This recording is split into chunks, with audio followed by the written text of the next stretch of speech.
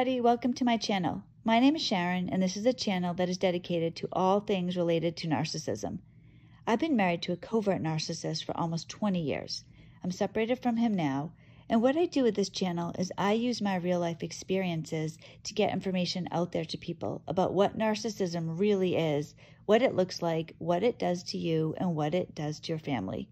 In today's video, I'm going to be talking about the confusion and disbelief that you feel once you recognize that you are or were with a narcissist.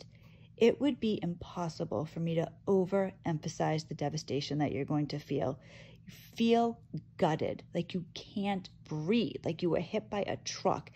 Everything that you knew is not in existence anymore. The person you believed you were with, the life you believed you were living doesn't exist. And the most important aspect of this is you really believed it. So to have everything that you know just ripped apart from you is devastating. In a lot of ways, it's a worst case scenario. You feel like you're not going to be able to recover from this. And then if you're still with the person, you want this person to comfort you. I mean, that's only natural. This is your spouse. It's your significant other.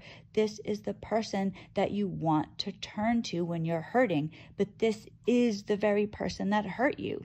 And then if you have kids on top of this, it's even worse because you feel horrible for them. And then they can't understand this at all. I mean, you can't understand that. So to have your child who doesn't have the emotional maturity that you do, they're not going to come close to understanding it. How can you explain this?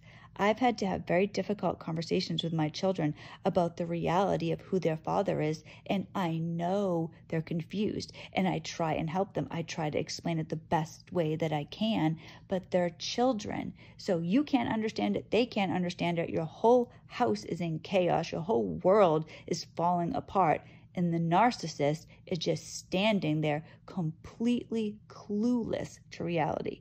And if you try and explain this to somebody who doesn't understand narcissistic abuse, it would be like trying to describe color to a blind person. There's no comprehension. So many of us are empaths. We get in these relationships with narcissists. We're empaths. We have eternal hope inside of us, this flame of hope, and we believe, all right, now that I know what the problem is, I could help him. I can help her. It's going to change. It's going to be different. We could see a doctor or maybe a therapist. Maybe God will intervene. What you need to accept in order to get through this is the reality of who the narcissist really is. And I understand how painful this is, how much you don't want to accept this reality, how much you want your narcissist to be different. The truth, the good thing is that this hope, the empathy that you feel is ultimately going to be what's going to get you through it. But the first step is accepting who the narcissist really is. Truly, they are somebody that is chained to their fate. You are not, though.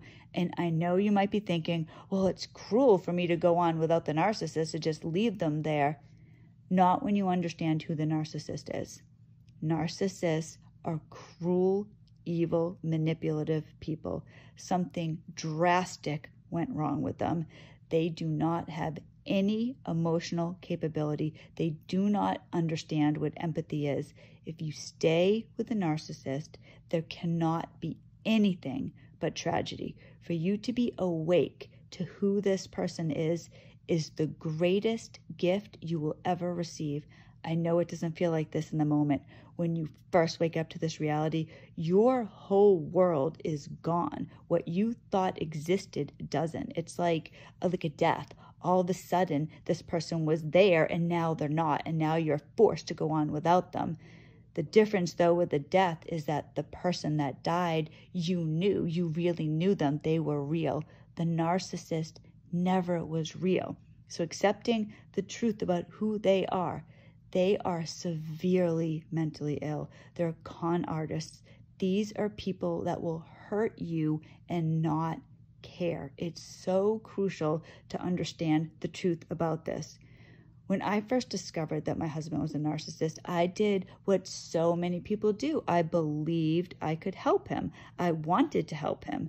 But you need to look at it as if, think about yourself. Imagine if you were overweight, but you didn't see yourself as overweight. So your doctor's telling you, you really need to lose some weight. Maybe you could start an exercise program or cut down your calories, but you're looking in the mirror and you think you look good. In fact, you think you look skinny. What is this doctor talking about? I actually need to gain weight. Or right now, I'm making this video, I feel perfectly healthy. So if somebody came into the room and said, oh my gosh, Sharon, we need to get you to the hospital right away. You're so sick. What are you talking about? I'm perfectly fine. No, you know what? We're going to call the ambulance. I don't think you're going to make it. It would be absurd. I would not go. I would refuse. I don't need to see a doctor. I'm perfectly healthy. I'm not getting in an ambulance. That's how the narcissist sees themselves. They look at it as nothing a narcissist does is their fault. Nothing that happens because of what they do is their fault. Everything is somebody else's fault. It's probably your fault if you're in the relationship with them.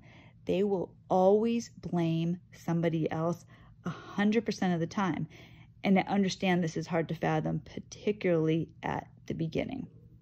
A therapist, when I first split up with my husband, I had gone to marriage therapy with him. And then for a little while, I continued on therapy without him, just myself with a therapist. And he told me at one point that, recovering from narcissistic abuse, understanding who this person is, it really is like going through a death. There's a process, there's the stages of grief, and you're going to go through them, and one of the stages is denial. Then you get angry. Eventually you accept it. And once you accept it, that is when you can start over. And I understand starting over is a daunting process, especially if you've been with this person for a long time. I get that. This has happened to me. I've been with my husband for almost 20 years. So the thought of starting over is devastating. I don't want to start over. I want this whole thing to be a nightmare that I wake up from. But the reality is that you did wake up from the nightmare already. The new life ahead can be so much better. You don't have to live encumbered by somebody else's mental illness. When you're with a narcissist and you recover from it, when you recognize what had happened, you'll start ruminating. And this is when you're going to go back in time and you're going to think of so many things that this person did, that this person said, things that you were completely blind to. And you'll see how unsafe you really were. When I first started going through this, I needed reassurance on the most basic of things. My whole life I was in a tailspin. I literally asked people, so it's real. I mean, I know this sounds ridiculous, but this is where I was at one point.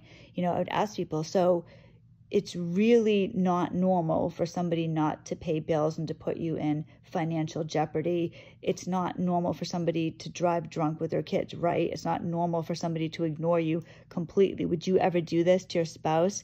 Because I couldn't believe it. I was in a state of shock. So when you're in that state of shock, you need to let it go. You need to be able to take comfort in knowing that it's going to get better. You need to have empathy on yourself. Instead of just having empathy on the narcissist, have empathy on yourself. Take care of yourself, because the sooner you do that, the sooner you can get better.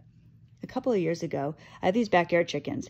And a few years ago, my daughter suddenly started yelling to me that there was a raccoon trying to get into the coop. So I ran outside. I wasn't even thinking. I ran outside and I confronted the raccoon. I just ran up to it, right up to it. I was like a foot away from it and I was yelling at it and it wasn't moving. It was just sitting there staring at me oddly. And I was trying to push it away. I'm trying to touch this raccoon, trying to push it away. It wouldn't leave. So finally I went inside to the chicken run and I put all the chickens away. And then I went back out and the raccoon's still there trying to get into the coop. It's just moving its little hands. It's trying to climb up the side. So at this point I'm realizing, all right, something's really wrong with this raccoon. So I called the police and they came over and they shot it. They're like, oh my gosh, this raccoon, it looks like it has rabies. And so I'm talking to the police officer, and he says to me, why were you going up to the raccoon? How could you do that? He really could have hurt you. And I wasn't even thinking. I just ran out there. I was like, oh my gosh, I have to protect my chickens. And I run out there, and my daughter said to me, she said, I was terrified. I couldn't believe you were touching the raccoon. You don't realize the danger that you're in sometimes when you're in crisis, when you're afraid. So when you're with a narcissist, it's like me when I was with this rabid raccoon. I'm touching a rabid animal. I didn't even think that I was in danger. It didn't occur to me. That's how it is with a narcissist. If you are with somebody who is a narcissist, they're dangerous. I was incredibly lucky that this raccoon did not bite me or try to attack me. If you're with a narcissist and you're sitting there alive, breathing, stable, you have gotten away, and it's going to be all right. I know it's devastating. I know it's tragic thinking about having to move on. You've had all this time with this person. You just want to wake up. But this is a blessing. You can have a new, a better life, a life where there's not gaslighting, where there's not shame, second guessing, self-doubt. Narcissistic abuse is terrible. It will destroy your life. Those of us today who are breathing, who are away from the narcissist, we're the luckiest people in the world. Just like when you were with the narcissist and you weren't aware of your own reality. Once you start recovering and you are now in reality, but you feel like you've lost something or that your life is devastated, it's the same thing. You're still not seeing reality. Everything is better. You can move forward. You can move on to a better reality.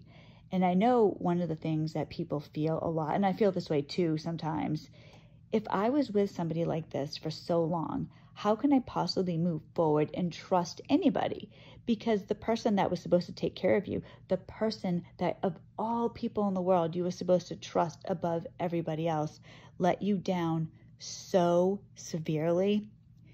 What you need to do is reevaluate the way that you look at other people. And I'm not saying that you can't trust people. You can. Because if you're going to go through life and not trust anybody, you're going to live a miserable, sheltered life.